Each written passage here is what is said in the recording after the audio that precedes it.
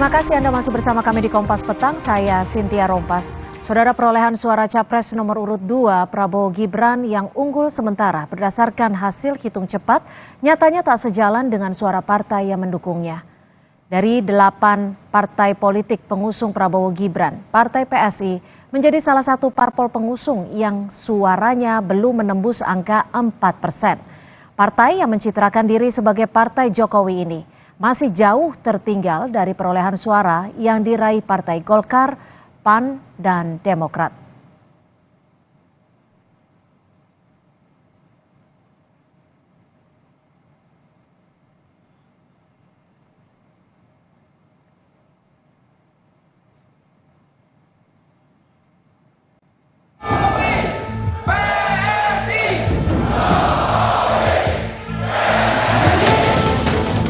Jokowi dan PSI seakan menjadi dua ikon yang saling terikat satu sama lain.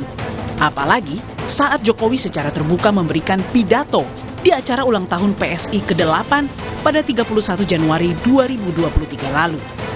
Pidato itu kemudian menjadi tagline iklan partai yang berdiri pada 16 November 2014 itu. PSI menang, pasti menang.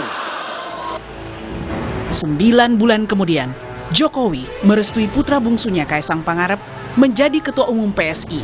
Hal ini sempat menuai kontroversi karena Kaisang baru resmi menjadi kader PSI 2 hari sebelum ia dipilih menjadi nahkoda partai. Dukungan secara terbuka Jokowi pada PSI pun semakin jelas. Kala di masa kampanye, Jokowi menyempatkan memenuhi undangan ngeteh bersama PSI di kota Bandung awal Februari lalu.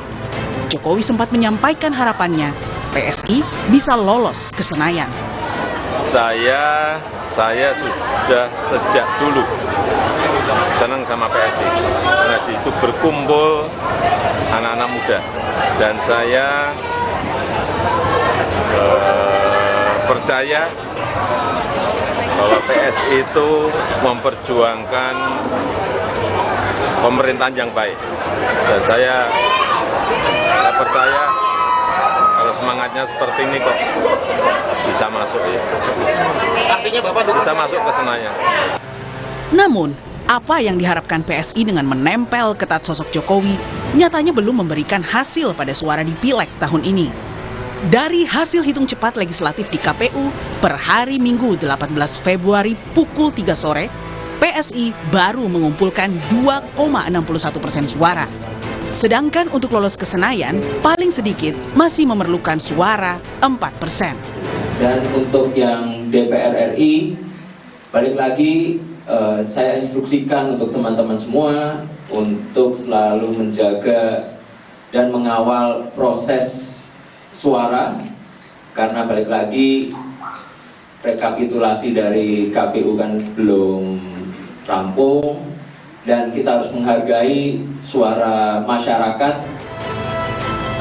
Sosok Jokowi dan putra bungsunya Kaisang nyatanya belum mampu membawa impian partai berlambang bunga mawar ini duduk di parlemen. Meski sang ketua umum meminta kadernya untuk bersabar hingga hasil final rekap suara di KPU.